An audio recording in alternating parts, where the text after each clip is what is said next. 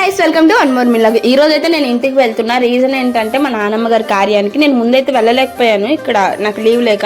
ఇంక ఇప్పుడైతే వెళ్తున్నాను. ఏంటి ఎప్పుడు మనం వెయిట్ చేసిన బస్సు తప్ప అన్ని బస్సులు కనిపిస్తాయి, నిజమా కదా కామెంట్ చేయండి.